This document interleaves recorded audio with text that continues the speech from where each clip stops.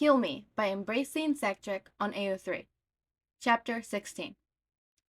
By the time Dabi had managed to drag Midoriya to one of the personal hideouts, a vacant warehouse that the other members of the League didn't know about, he was seriously starting to question if helping the brat was really worth it. When the kid wasn't digging his heels in and making it harder for Dabi to move them along, then he was throwing out superficial insults about the way the villains dressed. The actions were half-hearted, and the insults were melodic at best. So Dabi knew that it wasn't any serious attempts to get away, which meant he was only doing it to be annoying. That somehow made it worse. There the kid sat, cross-legged and still in restraints, atop an overturned crate that had been left behind by whatever company had conducted business there. Dabi was a few paces away, leaning against a support pillow as he felt the childish pout being directed in his way. "You're gonna regret that little tantrum you gave to me real soon," Dabi warned. Dabi checked his phone to make sure the coordinates and directions he sent to Shouto were accurate. He had been careful to make sure Shigaraki hadn't made another member tail them, and if his directions were followed, then he'll be able to follow the location without running into anyone. "Why?" Midoriya questions with a roll of his eyes. "Are you going to burn it away, or—" The healer stopped mid-sentence, his eyes widening as he stared at something over Dabi's shoulder. Dabi knew what he was saying. He had felt the vibration from his phone for a new message that had likely announced their arrival. He just didn't want to look. Seeing him in the heat of battle was different. Emotions can be channeled into fighting or pushed aside altogether. But here, there was nothing to do but interact plainly and peacefully. The villain finally glanced over to see a face that still hurt every time he saw it. His youngest brother's guard was clearly up, his hands at the ready to use his quirk, and his approach static as he stalled his way out of the shadows. Shouto's eyes were narrowed in a suspicious stare as he regarded Dabi, but as soon as he spotted Midoriya, relief flooded into his features. "That's why," Dabi said, nodding towards his brother. "Shouto?" Midoriya called out, almost in a daze, as if he couldn't believe what he was seeing. When another figure stepped out of the shadows, from behind Shouto, the healer's voice shifted to another emotion entirely. "Katsuki." If Dabi hadn't already been told that Midoriya was dating the explosive brat, then he definitely would have been able to guess it from the reunion playing out before him. There was a protective fury just barely restrained in Bakugou during his approach, but at hearing his name spoken with such tender affection, his hardened expression immediately grew fond and doubting. "Aw, that's cute," Dabi crippled, always happy to ruin a moment. "Your boyfriend came too." All at once the warmth left Bakugou's face, quickly replaced by the defensive glare that he directed at Dabi. His hands came up, already smoking and filling the air with a caramel scent that Dabi sometimes wished complemented his own flames. "How the fuck do you—" "Here you go, just as I promised," Dabi interrupted, gesturing his arm out to direct their attention to Midoriya, as if they hadn't already seen him. "Healer boy, safe and unharmed." "Why is his arm bandaged?" Shouta questioned, eyeing the gauze that wrapped around Midoriya's arm. "Mostly unharmed, then." "You piece of shit. I'll fucking kill you." "Technically, that's on him." Dabi cut Bakugou off again, grinning as he observed how much it seemed to pitch off the younger boy. He gave a shrug and a smile, then offered no sympathy as a small explosion began to spark from Bakugou's hand. A soft heart doesn't pair well with a self-destructive quirk. "I'm fine," Midoriya quickly agreed. "He's right. I did this." The stream of smoke and building explosions didn't cease, only growing more intense when Dabi took a step towards Midoriya to undo the restraints on his arms. He kept his eyes on Bakugou, fully aware of the kind of flower power this kid possessed. He watched as Shouto placed his right hand on his classmate's shoulders, frost and ice creeping out and over of his skin in what seemed to be both an attempt to ground him and warn him to calm down. Bakugou, letting Dabi go was part of the deal. Shouto reminded him. You see, we're all good, Dabi reasoned, quickly pulling Midoriya off the grate before pushing him in the direction of his friends. Now, run along before I get bored and consider all of this not worth it. Midoriya stumbled forward from the push, but quickly regained his footing and took off at a near sprint towards Shouto and Bakugou. It had likely taken most of his energy he managed to recover because he practically collapsed into Bakugou's arms, the blonde enveloping the healer in a crushing embrace.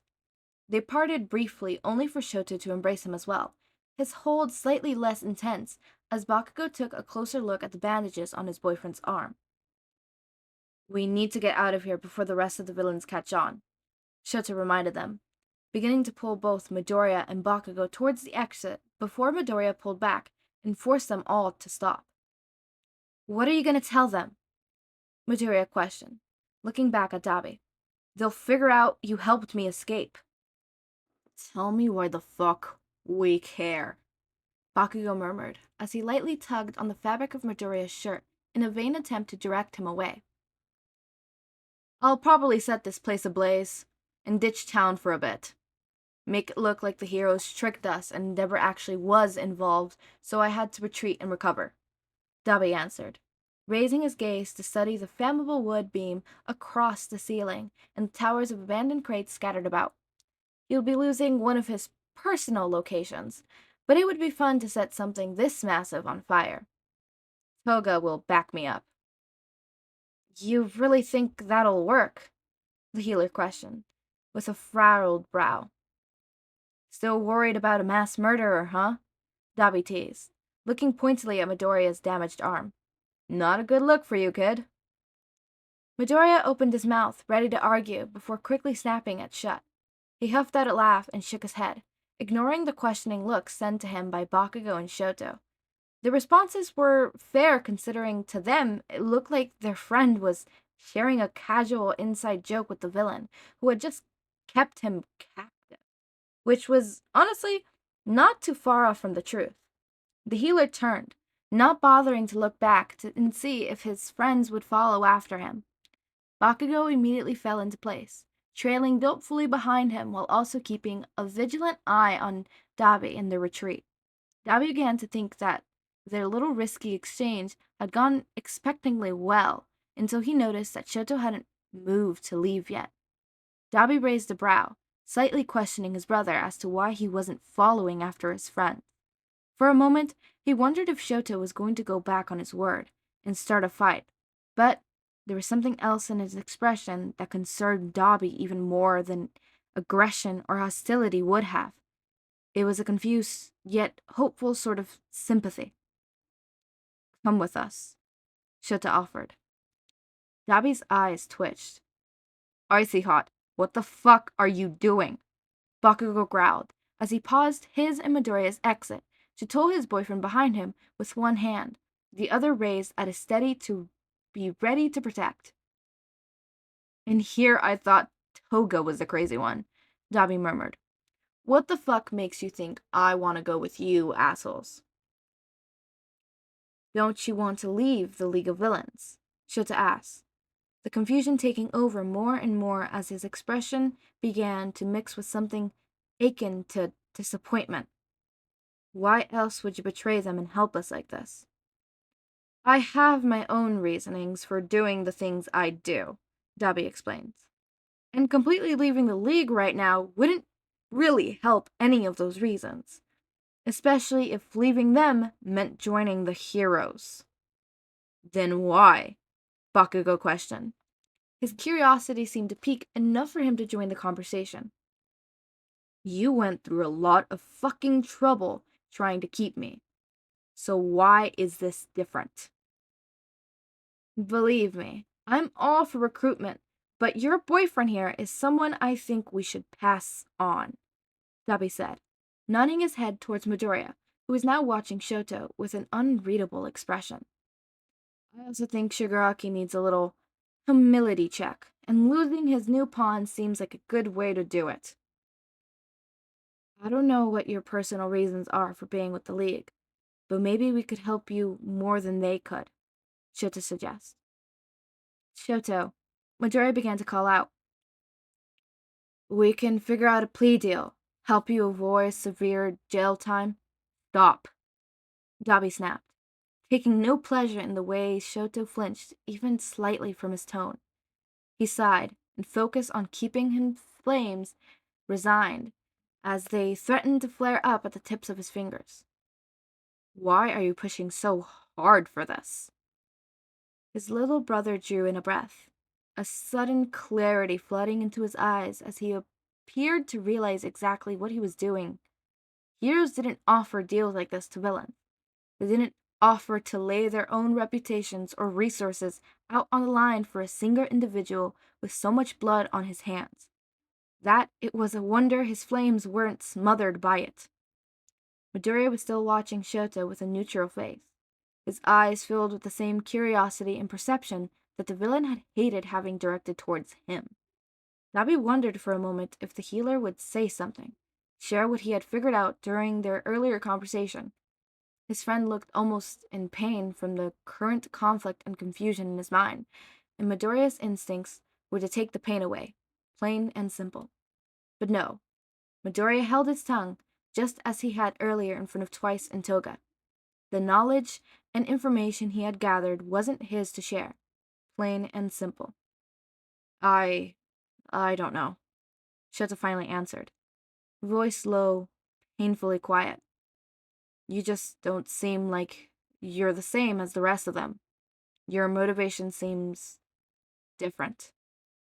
Listen, kid, Dabi interrupted, voice gentler than it had been before. I'm right where I need to be, just like how you're right where you need to be. Just keep doing what you're doing and listen to your healer, and I think things could work out nicely for all of us. Dabi tilted his head and let out an non-commercial hum. Well, it could work out nicely for some of us. Shouto, we need to go, Midoriya urged, reaching out to pull Shoto's clothes and draw him away. Like I said, Dabi called out one final time, watching as his brother was gently pulled away. Listen to your healer. I can't believe that fucking worked. Katsuki breathed, heart still pounding as he dragged Izuku and Todoroki around the corner and down another block. As soon as he had his hands on Izuku again, all he wanted to do was bolt and put as much distance between him and that blue fire bastard as possible. One side of him was screaming to fight the villain standing right in front of them, but the other side, which was apparently filled with more reason than brash instinct, ordered him to get Izuku to face Steve first. Aizawa threw a bit of a wrench into that leave immediately plan for a little while, but they were back on track now. They had left the warehouse, started running, and kept running. Katsuki looked up as he caught his breath and saw smoke rising in the sky in the distance. Dabi must have already gotten a start on his cover-up plan. The early morning streets in the parts of Japan were fairly empty, so no one seemed to notice the three heroes in training as they paused to review their next steps. So, that was you on the phone? Izuku asked as he leaned against the wall of a nearby building, chest heaving and stunted breaths. Not Endeavor? Izuku's lung capacity had never been the best ever since he tried healing All Might's injuries. He looked pale, and Katsuki's immediate thought was that he needed to get his boyfriend food, especially if that injury on his arm was caused by using his quirk. Baggy Eyes has a voice modifier, Katsuki explained. We gave the villains a reason to split up, and Dabi took care of the rest. How did Dabi even contact you guys? He called me, Todoroki answered. His brows furrowed at Izuku's look of surprise. Didn't you give him my number? I didn't even know any of this was happening until you two showed up, Izuku replied, voice careful as he glanced between Katsuki and Todoroki. Katsuki tensed and looked at Todoroki. He slowly reached out and pulled Izuku to stand behind him, ignoring the small noise of protest coming from his boyfriend. Why the fuck does a villain just have your phone number? Katsuki questioned. It's only a number, Izuku quickly argued, wiggling his way out of Katsuki's protective grasp. If telemarketers could get it without asking you, I'm sure it's not that difficult for a villain to dig up that kind of information. I guess you're right, Todoroki concealed, expression shifting back to that look of pained confusion that he had worn back in the warehouse. I still don't like it. 2 minutes ago, you looked ready to invite that dude for a cup of coffee, Katsuki pointed out.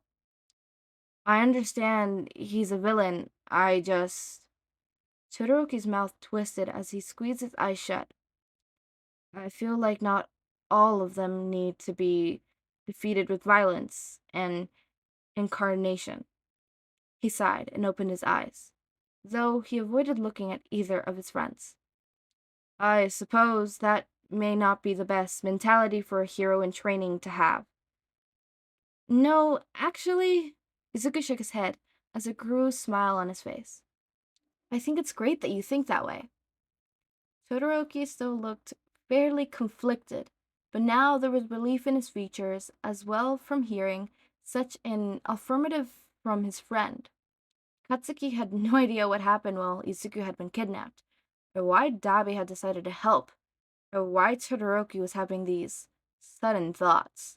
But if Izuku trusted it all, then he'll leave it for the time being. So, what now? Katsuki asked. We can't just show up back on campus with Izuku. They told us not to get involved like we did last time. How did you leave campus in the first place? I put in a request to visit home with Bakugou, Todoroki explained. We made the argument that he'd benefit from being in a different environment while things were handled. His parents are out of town on business, so I volunteered my home and added that a friend should be with him anyways.